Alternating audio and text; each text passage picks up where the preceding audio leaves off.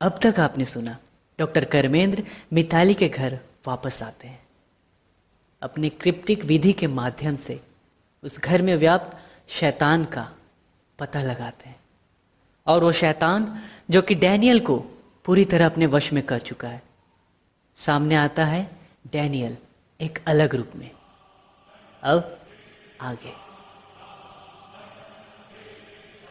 जो कुछ भी मिताली और उसके माँ बाप ने देखा था वो उस पर यकीन ही नहीं कर पा रहे थे। मिताली तो अपने माँ बाप के जकड़ से निकलने की पूरी कोशिश कर रही थी कि जाकर डैनियल को अपने प्यार से बचाना चाह रही थी, पर जैसा कि कर्मेंद्र ने निर्देश दिया था, मिताली के मॉम डैड को मिताली को कसकर पकड़े हुए रखे और खुद को भी संभाले। वहीं दूसरी तरफ डैनियल के अंदर का रूह बहुत ही गुस्से से गुर्रा रहा था। जिस तरह से वो कपड़ों को पहने हुए था और मेकअप लगाए हुए था, वो किसी किन्नर की तरह बिहेव कर रहा था और कर्मेंद्र को गुस्से में घूरे जा रहा था। बोल, क्यों बुलाया मुझे? बोल जल्दी। डैनियल के अंदर का रूह चिल्लाते हुए बोला, कौन है तू और इन्हें क्यों परेशान कर रहा है?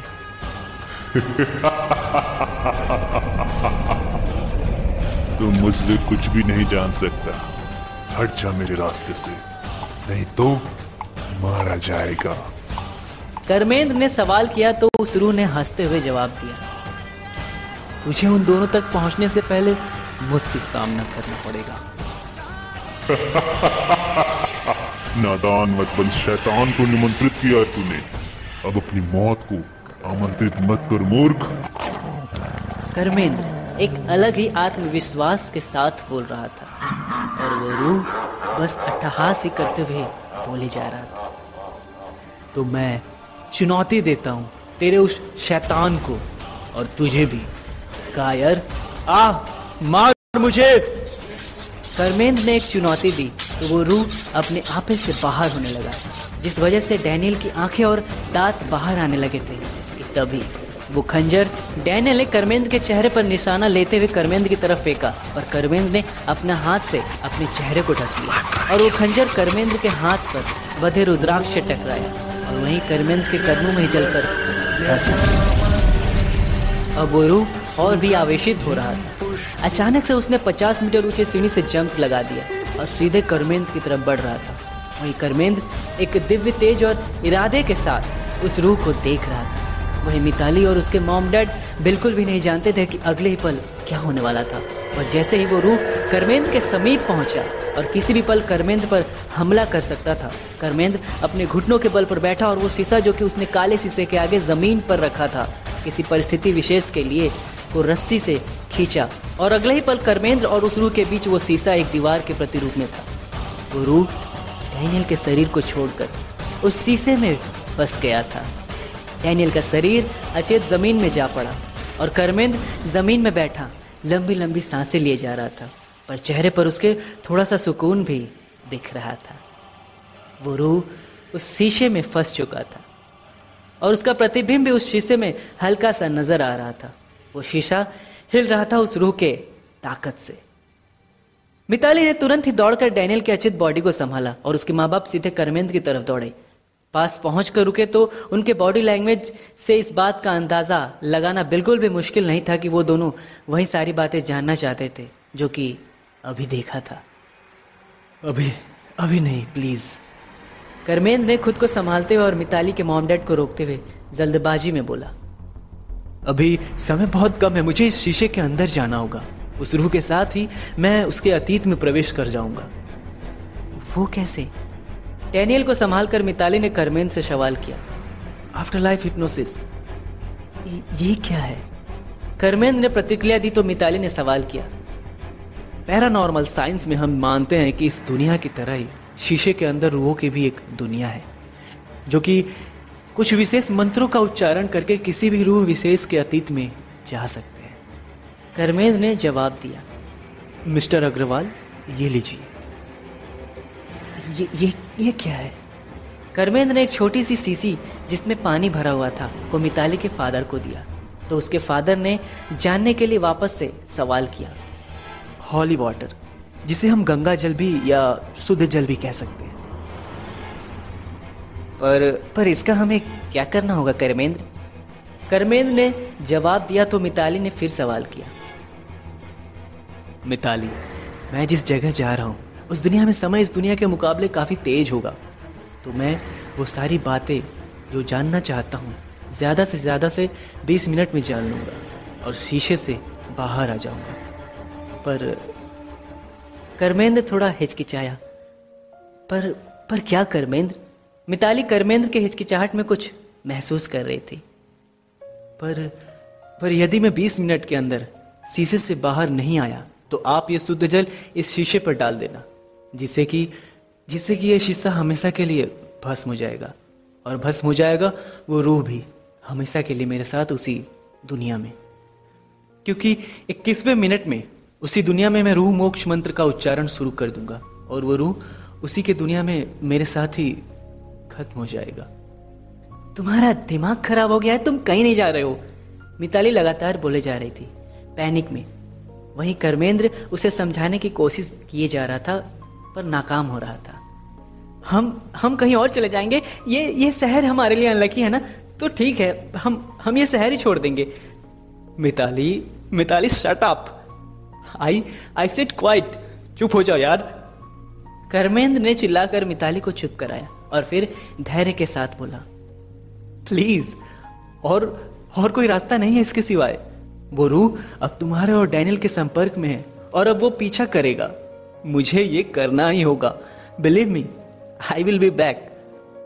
Don't you trust me? Mitali ने डर भरे चेहरे से हाँ में सर हिलाया।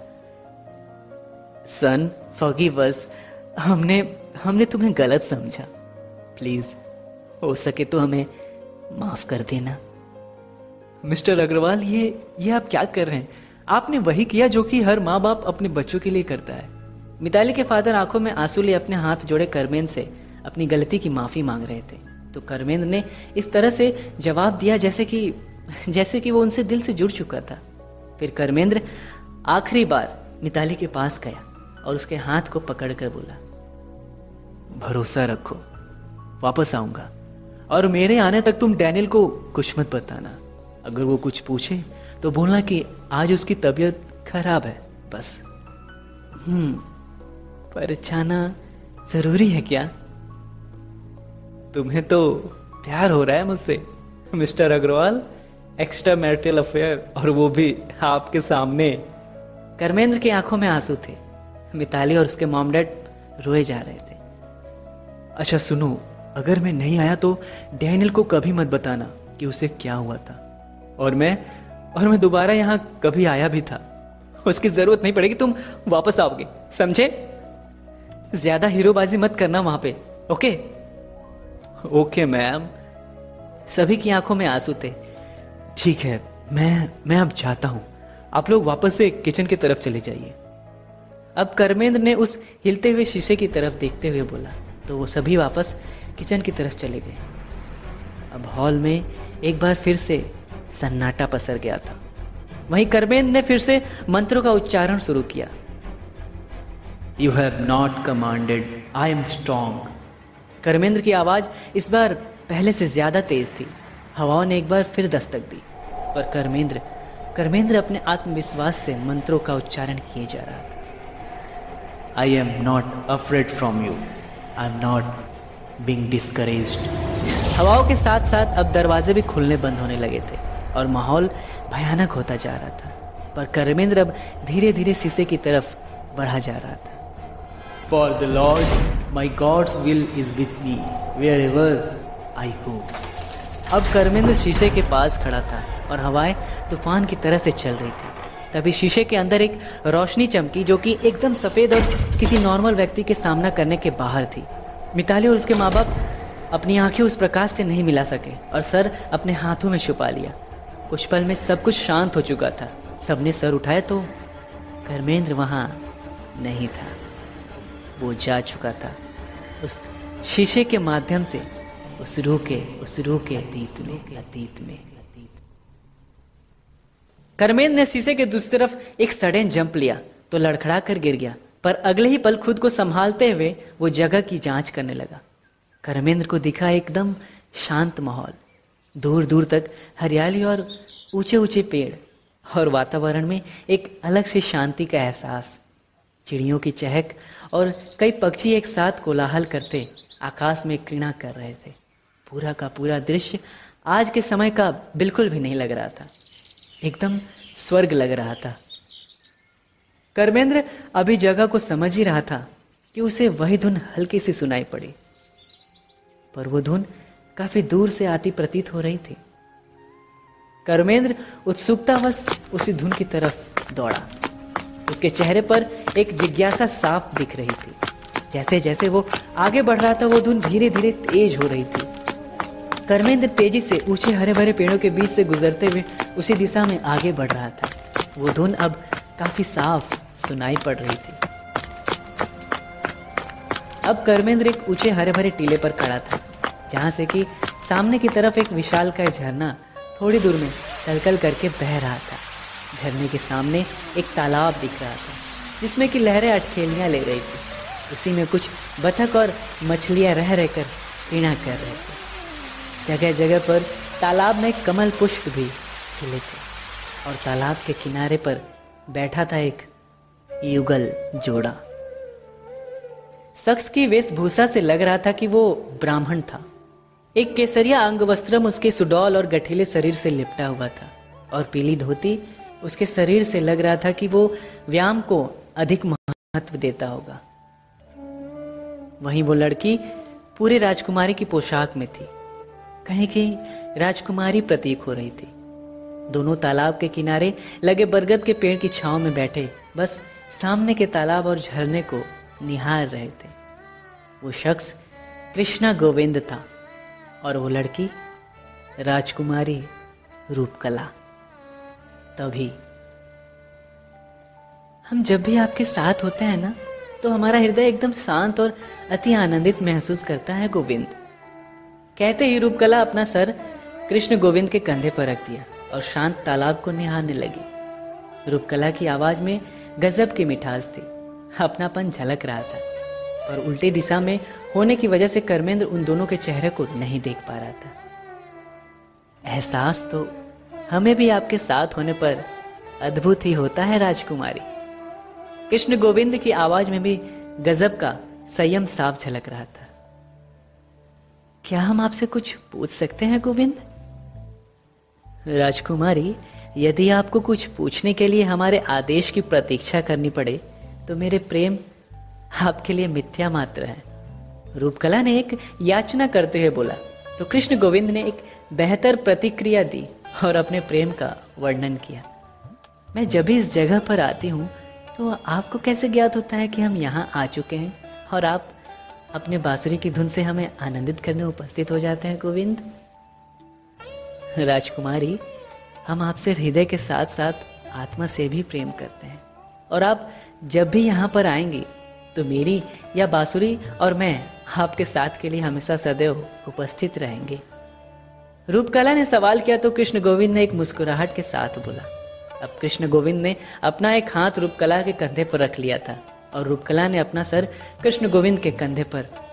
दोनों शांत तालाब और गिरते झरने को निहार रहे थे। सारा का सारा दृश्य एक अलग से परिप्रेक्ष्य में सुखद लग रहा था।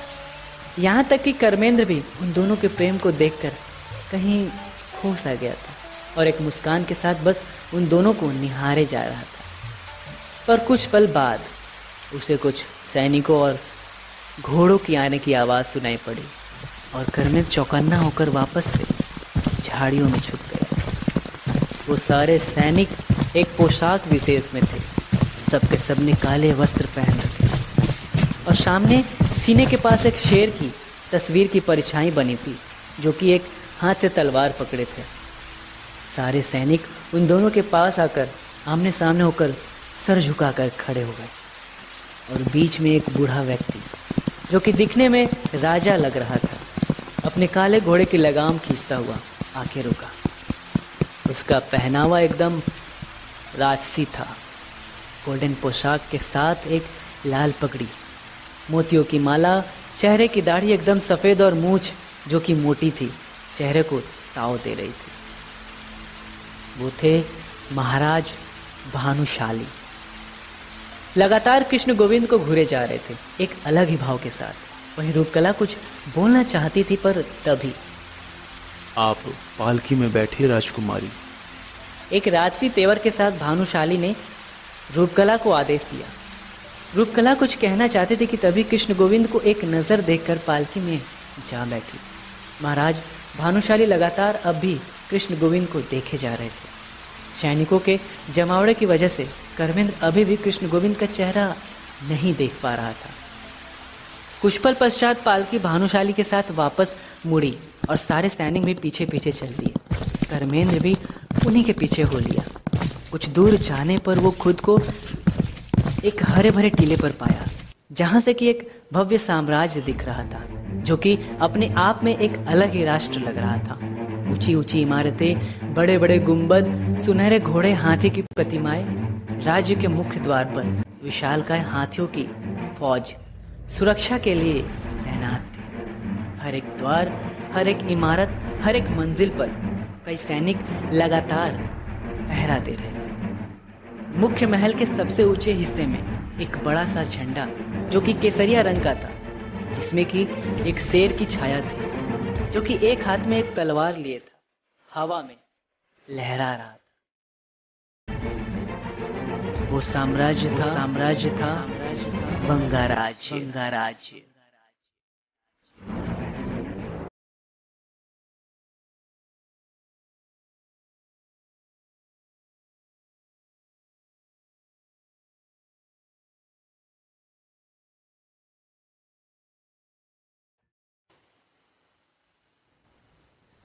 अब तक आपने सुना डैनियल के बर्थडे पार्टी के दिन मिताली के साथ एक अनहोनी घटना घट जाती है, जिसके बाद